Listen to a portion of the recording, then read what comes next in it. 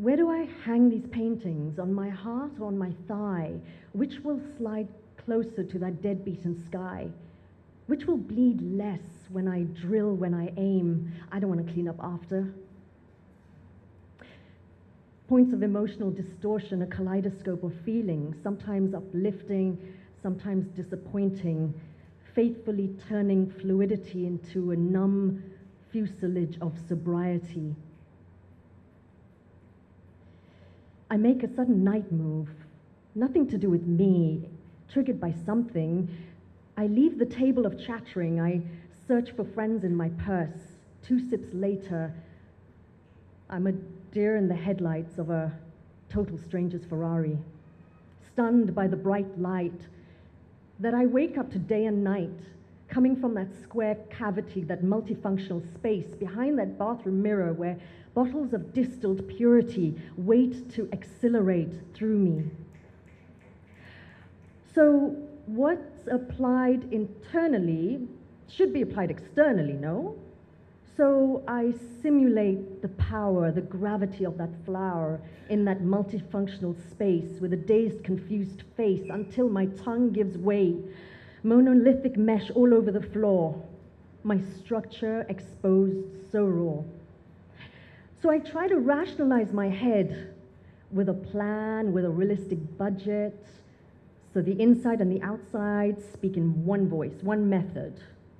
But how do I remain consistent with who I was yesterday when I don't know who that was or how she got to today? My words leave paper. I kind of feel a bit better. I was told, let your mind go, the best results will flow. But you learn, you practice. Knowledge starts to grow. It finally starts to restrict you. Eventually, freedom dies all through. When you know more than you need, you empty yourself on the streets, your character unzipping in corners, overflowing with tar and wet dreams, until one day you can't walk on it, because the streets have turned into a reservoir, beating hearts bopping up and down it like glowing lanterns on Chinese New Year. So I wonder, where do I go from here? Jump into this festival of self-destruction?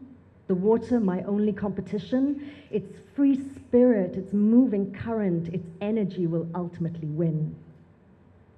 But it hears me, and it says, don't abandon the city. Mold your feelings with clay. Design your chaos. Reconcile your ideas. Take back what matters. Unlearn and taste the moment you control.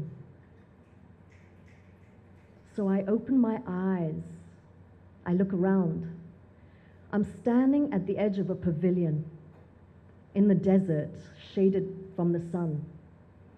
I close my eyes, feeling warm, thinking that maybe tomorrow I'll wake up to a different dawn. Thank you.